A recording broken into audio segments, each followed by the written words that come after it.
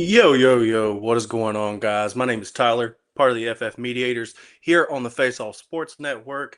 We are back with another tight end rankings video. But before we jump into that, just want to say I hope you guys had a very good Thanksgiving. I hope you guys got to spend some quality time with your family members or loved ones, whoever that may be. And I hope you guys got to eat all of the delicious food as we had some great games on Thanksgiving and some not so good ones as the weekend progressed. But I digress. Let's get into what you came here for. Week 14 tight end rankings. Now, as you know, we start off every week with the buys. This week we have the Patriots, who are going to be on buys, so no Hunter Henry. We also have the Giants, so no Theo Johnson. San Francisco, so no George Kittle, who is probably the biggest piece missing here. And then Carolina, who we don't really care about for the tight end world. So without further ado, we'll jump in here. We'll start with our tier one here of tight ends. These are all obvious names. Travis Kelce has moved up into my tier one here, um, and I'll explain why here in a few. But we'll start in order. We've got Trey McBride at one, Tyler Warren at two, Travis Kelce at three, and then Brock Bowers at four. Just a little bit of background as to why I have these guys ranked this way. McBride, he's just the steady Eddie. He is the tight end one on the year by over 40 points. You continue to play him every week. Now, he does have a matchup with the Rams. And yes, the Rams defense is difficult. However, they are only like 13th against tight ends. So if you're looking for a place to kind of exploit them, I think this is the matchup. With running backs, they're third best against running backs. So I don't think any combination of Bam Knight or Trey Benson, if he's back, or even Michael Carter, I don't think any of those guys are going to get it done, which unfortunately or fortunately for us, means that they're going to have to pass the ball more. Jacoby Brissett hasn't finished outside the top 10 since like week 7 or something like ungodly. So he's on a great run. They're continuing to throw the ball at a heavy pace. And so they're going to have to keep up with the Rams in this game. Therefore, I've got Trey McBride here at 1. And I don't really think anybody would fault me for that. Now, number 2 here, we have Tyler Warren. And the reason I have him over these other two guys is simply matchup based. Now, yes, Tyler Warren is getting ready to take on Jacksonville, 31st ranked defense against tight ends. He didn't do a whole lot last week. He only had 3 catches for 22 yards, but he did save it with a touchdown. As long as Daniel Jones is good to go, I'm willing to play Tyler Warren. He's looked great. Like I said, matchup is great. And the division lead is up for grabs. The Colts, we started off hot. And as a Colts fan, I was like just so shocked to start with. And we've kind of come back down to earth after our, spree of not punting early in the season. So we see what the offense is going to look like on a normal basis, and it's a little less efficient, but still pretty high powered whenever Daniel Jones is fully healthy. So I have Tyler Warren here at 2. Now, like I said, Kelce has moved up here, and I have him above Brock Bowers. Um, Even though he has a difficult matchup in Houston this week, 5th ranked against tight ends, he did have 5 catches for 45 yards and a touchdown. He is the second option in Kansas City. I know coming into the year, we were all like, okay, well, when Rashee Rice comes back, Rashee Rice is the one. We all knew that. But we were really trying to see, like, is Xavier Worthy going to step up and be the 2? Is it going to be Travis Kelce? Who is it going to be? And Worthy really hasn't done anything. It's been Travis Kelce. He's been consistent. He's the tight end 2 on the year. You continue to play Travis Kelce, even in these difficult matchups. You just hope it goes well. And so you saw, like I said, Tyler Warren getting the end zone last week. I think that Travis Kelce can easily do that with Mahomes behind center. So the Chiefs also have to win out, I'm pretty sure, if they want to get in the playoffs, or at least have some help if they do not. So you're really hoping that we get a good shootout game here between Kansas City and Houston. And I think you have a good shot to at least see some kind of offense. If not, it will be a close defensive battle, and that will be interesting. And then last but not least, we've got Bowers here. He's getting ready to take on Denver. 4 catches for 63 yards and 2 touchdowns last week. Now, the reason he's at 4 behind these other guys is because the last time they played Denver, it did not look good. That first week that Brock Bowers came back against Jacksonville from his injury, he had like 13 targets and 3 touchdowns and over 100 yards. And then the second week he came back was against Denver, and in that game he only had 1 catch on 3 targets for 31 yards. Now, yes, he is still the number one option, obviously. This offense isn't running through anybody else. Genty's not getting it done currently, and Gino's still doing Gino things, right? And so, really and truthfully, yes, Bowers, he's still elite. You're still playing him, hoping he scores. But as far as these top tier guys, I'm definitely putting him last in my tier one. And so now we'll move on to my tier two here, real quick. You'll see the gentleman that returned last week and was on last week's thumb, Brenton Strange. He's tops off my tier two here. You've got Jawan Johnson and then Jake Ferguson as well to round out our tier. Now, Brenton Strange getting ready to take on Indy. Indy has been a good matchup for tight ends all year to target. They're the 29th against tight ends, which is like the fourth best or fourth worst, which is 3 catches for 45 yards and a touchdown last week. In the 2 weeks that Brenton Strange has played, coming back from injury, he's got 8 catches for 138 yards and 1 touchdown. So I think he probably gets in the end zone this week. It's a great matchup against tight ends. Another fun fact with Brenton Strange on the field, the Jags are 6-1. Without him, they're 2-3. He's obviously a key cog in this offense. They did go out and trade for Jacoby Myers, maybe to kind of, hamper that blow that they didn't have Strange for a while. But I think Brenton Strange is going to be a locked and loaded starter here as we finish out the rest of the year. Now, Jawan Johnson here getting ready to take on Tampa Bay in a divisional matchup. He had last week, he had 9 targets, 5 catches for 39 yards. He led the team in targets last week. So it's hard pressed when you have a tight end leading the team in targets. It's hard not to start said person. Now, I do find it interesting that in the 4 games that he's had with Tyler Shuck behind center, he has 18 catches for 108 yards and 2 touchdowns. Now, over a 4-game pace, that's not great, but to have scored 2 touchdowns in 4 games is pretty decent. And overall, he's just seeing the targets. So that's what we chase here with tight ends. You're looking for a solid floor with some upside. And I do believe that Jawan Johnson gives you that, especially behind Chris Olave, who's quietly the wide receiver 10 on the year. And then we pop back up here. We have Jake Ferguson getting ready to take on Detroit, the 11th best defense against tight end. He had 5 catches for 36 yards this past week. Now, one thing to note, this over-under is 54.5 points. That is primarily due to the fact that the Dallas defense has, while it's played better recently, it has still allowed like the most points to quarterbacks. It struggles against wide receivers because of that. And so I really think that you're going to get a shootout here between Detroit and Dallas. Now, yes, if Amon-Ra doesn't play, it might be a little bit more difficult for Detroit, but I don't think it'll be that hard as they still have JMO. They still have Isaac Tesla, who was a dynasty darling for us at the Mediators all offseason. So just something to kind of keep in mind. Now, with that being said, Jake Ferguson is the tight end 4 on the year, guys. He has 5+ targets in 5 out of the last 6 games. He's second in receptions on the year at 70, only behind Trey McBride, who has 80. That's it. That's all you need to know. Jake Ferguson is still being heavily used. Now, no, he's not getting the touchdowns he was early in the season. He's not getting the same amount of volume that he was getting early in the season, but that's because we had CD come back from injury. We knew that was going to happen, and George Pickens has just completely broken out. We will see if they're able to retain him at the end of the year and see if, Jake Ferguson can creep back in if they don't, but that's just something we have to wait and see.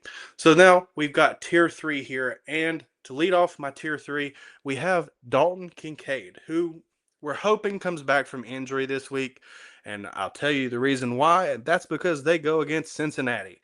Do you know who the worst team is against tight ends? It's Cincinnati. If you've watched these videos, you know that. I told you 2 weeks ago to start Hunter Henry against them, and it worked out. He was the tight end 1 on the week.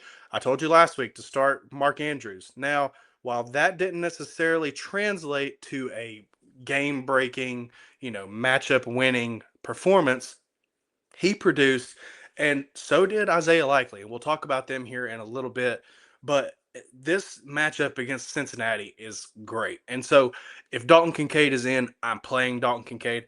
If Dalton Kincaid is out, I'm actually interested in Dawson Knox or Jackson Halls. Probably Dawson Knox, though, would be where I would go. He wouldn't be in this tier. He would be down in my streamer tier. But just how weak that defense is against tight end, I'm definitely putting them in there. Now, I know this one's going to cause some flack in Oronde Gadsden. I just personally believe in the rookie's talent. That's why I still have him here. He's not looked great recently, but it is a little bit contingent on some other things. Now, yes, they take on Philly, third ranked defense against tight end. That is tough. That's going to be hard. On top of that, he's also dealing with Justin Herbert's hand injury. Now, if you're unaware, Justin Herbert hurt his non-throwing hand, his left hand, this past week in the game. If I'm not mistaken, I think he had a fracture in one of the bones of his hand. He went in for surgery yesterday, which would be Tuesday, and he had surgery done. They're not ruling him out of the game yet. They said he could wear a protective glove, and they'll see how he feels before the game on Monday to decide whether or not he plays. Now, if Justin Herbert plays, I think you play Rondé Gadsden. I think those guys that live in the middle of the field will probably take a bump there. So you'll get Gadsden, you'll get Keenan Allen, maybe some Ladd in there who has still been great. But, those guys will probably take a bump versus somebody like Quentin Johnston, who they'll try to get the ball out of his hand a little quicker instead of those downfield threats. So I think he's got some upside. Now, yes, Gadsden hasn't looked great in the past few weeks. He's only had one catch for 27 yards last week. If I'm not mistaken, though, I think he got dragged down really close to the goal line. So a touchdown could have made his score line look a little bit more appeasing, but it didn't happen. If we did what ifs, we'd be here all day. Now, if Justin Herbert is out, you don't play Gadsden. You probably don't play any of the Chargers, honestly, unless it's like Amari and Hampton coming back or something like that. But we'll just have to see how that goes. The thing is Gadsden may be a must start for you, especially if you have somebody like Kittle or Hunter Henry or some of these other guys. You may have to play him, and so I think the talent will get him there. But I'm not looking too the picture's not too rosy for him coming into this week. Now, continuing on, we've got Colston Leveland here. The rookie continues to look pretty well in terms of involvement in the offense, maybe not the best fantasy performances. So they're getting ready to take on Green Bay. It's a divisional game. That's the rivalry that they live for all year. Now, last week he had 3 catches on 6 targets, which is for a tight end. We love the target totals. 28 yards, not great. However, that being said, he's had over 40 yards in every game but one since week 9. That was the breakout game, if I'm not mistaken. And the only bad part about this is Green Bay has had the fewest points per game to tight end in the last 3 games. Now, why is that the case? What have they done differently? We don't know, right? We don't know if they've changed something schematically. We don't know if and overall they just have decided to focus more on it, or maybe they've just played some terrible teams. I don't have any teams readily available to me that I can actually go and look up a Packers player. But that being said, just be cautious of Loveland. I think he's going to have a decent game. That's why he's here in tier 3. I don't think it's going to be something that, he's going to break fantasy. Now here at 11, I have Dallas Goedert getting ready to take on the Chargers. He has not looked great in the past few weeks, but I want to give you some confidence.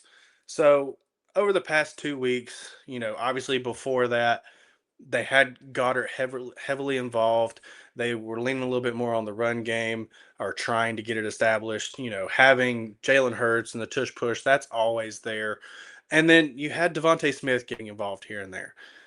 A.J. Brown was not happy with that. And so what have they done in the last 2 games? They've targeted the crap out of A.J. Brown. And while A.J. Brown has had great fantasy performances and great success, the Eagles have not. They've lost both of those games. I think the offensive minds in Philly will see that and they'll realize, hey, we've got to have a happy medium here. We can't be all in on A.J. Brown. We can't be all in on these other guys. We have to find a common middle ground. And I think that will bring Dallas Goedert back up into some relevance here, especially against the Chargers. Now, if Justin Herbert is out, you may end up with a lower scoring game. From their receivers and stuff because they may not have to score as many points. But if Justin Herbert's playing, I expect this game to be very entertaining on Monday night. Just keep your eyes peeled on the injury report. But regardless, I'd be willing to play Dallas Goedert as I think it's going to get better for him as the season closes here. And then last but not least, we do have Dalton Schultz getting ready to take on Kansas City. Now, last week he had 7 catches for 55 yards on 8 targets. He was second in targets last week on the team, and he led the team in receptions. The matchup is not great. Like I said, Kansas City, sixth against tight ends. It's not great. However, the Colts last week, you know, Tyler Warren scored a touchdown on them. Now, he didn't look great other than that. But then again, the whole offense didn't look great for a whole second half. So really and truthfully, I think this team has a shot to take down Kansas City. I think Dalton Schultz will be a big part of moving the chains for them. And we'll just continue to see what exactly it is that they can get done. I think both of these teams, this is going to be a defensive matchup. I think the score will be probably lower overall. That's what I'm saying. The chain moving part may be a big aspect, but we'll just have to see as we get into the weekend. And then last but not least, we have tier 4 here. And as always, you've got my whole list of 13 through 24 over there, but I'm not going to go through all of those. I'm just going to give you some highlights. Now, the first one I want to talk about is Kyle Pitts here at 14. Guys, I don't know what to do with Kyle Pitts anymore. You take him out of your lineup, he does well. You put him back in your lineup, he does terrible. And so this past week, he had 7 catches for 82 yards. Like I said, he's inconsistent. The week before that, he had nothing. He had like 2 catches for 28 yards on 5 targets, I believe. And then we don't even know if London's coming back. So at this point, if you have to play Kyle Pitts, okay. If not, don't do it. It's not worth it. You don't know what you're getting. Here at 15, we've got Darren Waller getting ready to take on the Jets. 2 catches for 47 yards. Here's the thing with Darren Waller. Darren Waller is a touchdown bet every week. When they get down in the red zone, they look to Darren Waller a lot.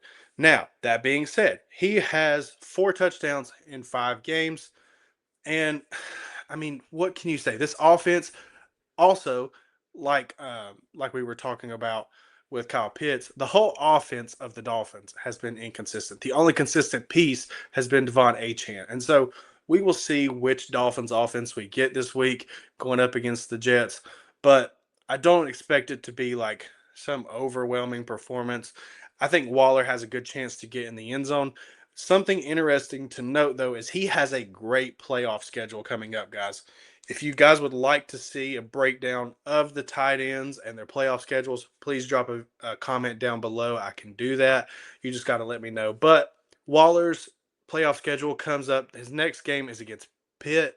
His next game after that is Cincinnati, who we've talked about. You target them all season. And then his last game is Tampa Bay, who they're not really great. They're not bad either. They're just kind of middle of the road. So he has a great playoff schedule for you guys to take advantage of as we close out the season here. The next guys I want to talk about, and the last two, are going to be the combo of Mark Andrews and Isaiah Likely. Now, I mentioned them earlier when talking about Cincinnati's defense and why you target them. Last week, Mark Andrews, 4 catches, 6 targets, 47 yards. Okay. Then you turn around and you get Isaiah Likely, who had 5 catches on 6 targets for 95 yards.